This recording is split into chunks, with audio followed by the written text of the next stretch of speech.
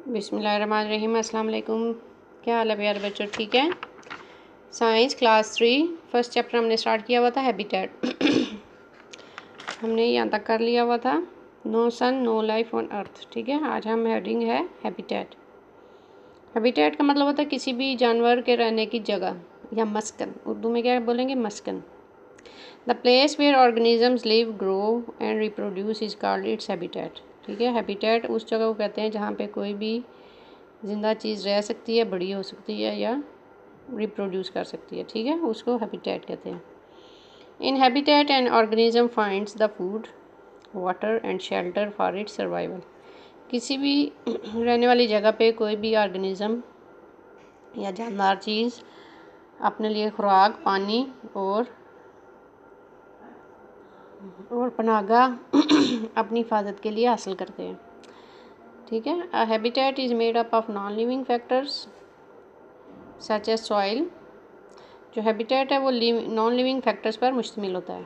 सबसे पहले हैबिटेट की आपको डेफिनेशन अच्छी तरह समझ आ जानी चाहिए कि हैबिटेट वो जगह होती है जहाँ पे कोई भी ज़िंदा चीज़ रह सकती है, बढ़ सकती है और पैदा कर सकती है, ठीक है। जो भी रहने की जगह होती है वहाँ पे कोई भी इंसान या जानवर जो भी होता है वो अपने लिए खुराक, पानी और रहने की जगह हासिल करता है। आगे आ जाता है कि habitat is made up of non living factor सच है। जो नॉन लिविंग फैक्टर मतलब बेजान चीज़ों पे मुश्तमिल होता है।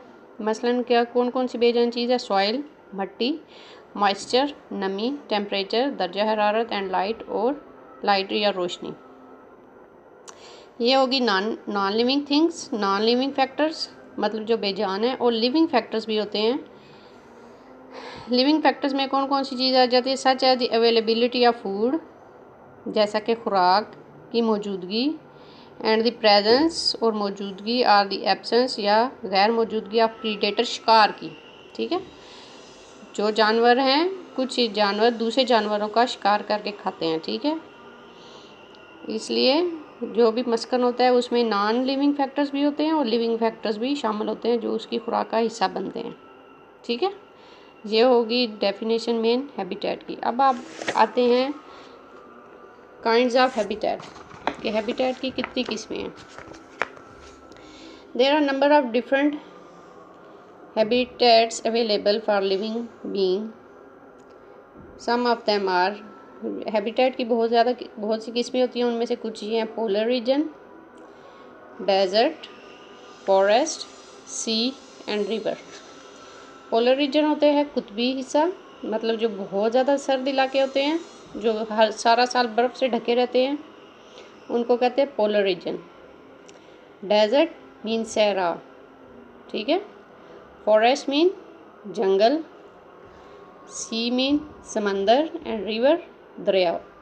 ये इन सब एरियाज़ में रहने वाले जो हिस्से हैं उनको वो हैबिटेट है। सबसे पहला आ जाता है हमारा polar region habitat mean tundra. Tundra is an environment that is very cold and windy. Tundra एक ऐसी इन्वायरमेंट है जो बहुत ज़्यादा ठंडी और हवादार है। विंडी मीन बहुत ज़्यादा हवा जहाँ पे चलती है। It is a tree less area. Tree less का मतलब होता है जहाँ पे दरख्त नहीं होते। It is a tree less area, ये बगैर दरख्तों का हिस्सा है।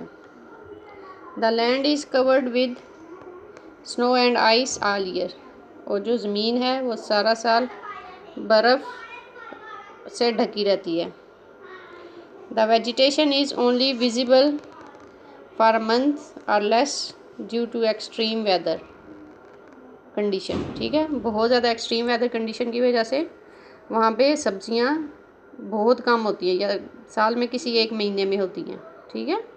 It is made of dwarf shrubs and grassy. Dwarf का मतलब होता है छोटी कद की शर्ब्स, जो छोटे जड़ी बूटियाँ होती हैं उन पे होती हैं, या ग्रास होती है, यहाँ पे छोटी छोटी जड़ी बूटियाँ होती हैं, ठीक है।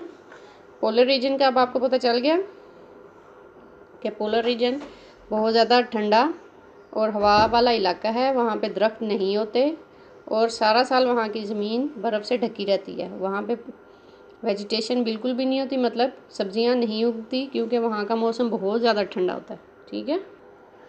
अब आ जाते हैं कि ये पोलर रीजन में कौन कौन से एनिमल होते हैं। Animals that live in the tundra have special adaptation not allow them to survive that allow them to survive the extreme temperature and condition। ठीक है, अब यहाँ पे वो बता रहे हैं कि वो जानवर जो टुंड्रा के इलाकों में या पोलर रीजन में रहते हैं उनमें एक स्पेशल किस्म की अडाप्टेशन होती है जो उनको उस इलाके में रहने के काबिल बनाती है। अडाप्टेशन का मतलब है उनके बॉडी पे एक्स्ट्रा फर होती है या बाल होते हैं जिससे वो टेम्परेचर कंट्रोल रखते हैं अपने जिस्म का। ठीक है, a good example of an animal with special adaptation is the Arctic fox. ठीक है, ये आर्कटिक फॉक्स आपको नज़र आ रही है। इसकी सबसे अच्छी एग्जांपल उन्होंने जो दी है जानवरों की जो पोलर रीजन एरियाज़ में होते हैं वो है Arctic fox. The Arctic fox has short ears and a short round body with the thick coat to minimise the amount of skin expose to the freezing air. अब वो बता रहे हैं कि आर्कटिक जो फॉक्स है उसके छोटे कान होते हैं और छोटी राउंड बॉडी होती है। ठीक है, और उसके ऊपर बहुत ज़्यादा बाल होते हैं जो उसके जिस्म को ज़्यादा ठंड नहीं पहुंचाते। ठीक है, जिसकी वजह से वो ठंड को कवर कर देते हैं। Polar bears have dens in which they will sleep and where the female will give birth to cubs. ठीक है, और जो पोलर बियर्स होते हैं वो डेंस में रहते हैं, वहाँ के गारों में रहते हैं। ठीक है, ये हो गया जो मैंने लाइन्स अंडरलाइन की हुई हैं इनको अपने कॉपीज़ पे नोट डाउन करना है। ठीक है, tundra is an environment that is very cold and windy.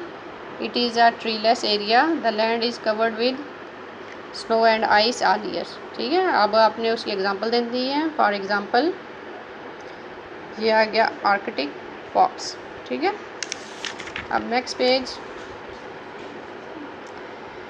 Polar bear do not enter true hibernation in the winter as this is period of hunting. However, some polar bear and pregnant females in particular will enter a deep sleep where their heart rate will drop।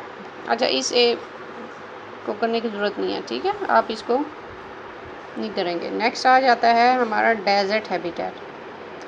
Desert habitat का मतलब होता है सहरा का इलाका। Desert are bare land with a few plants और animals and with less or no water. Desert वो हिस्सा होता है ज़मीन का जो वहाँ जहाँ पे बहुत कम पौधे होते हैं और जानवर होते हैं और वहाँ पे पानी या बिल्कुल नहीं होता या बहुत कम तादाद में होता है। ठीक है, मिकदार में होता है। A desert is a very warm place. अब आपने इसको अंडरलाइन करना है। A desert is a very warm place. The soil is sandy and the air is very hot and dry in deserts। ठीक है, आपने ये जो मैंने अंडरलाइन की हैं इसको आपने कॉपीज़ पे नोट डाउन करना है। हेडिंग देनी है डेजर्ट हैबिटेट। ठीक है, अब आगे इसकी एग्जांपल क्या क्या दी हुई है। डेजर्ट में कौन से पौधे होते हैं? कैक्टाई।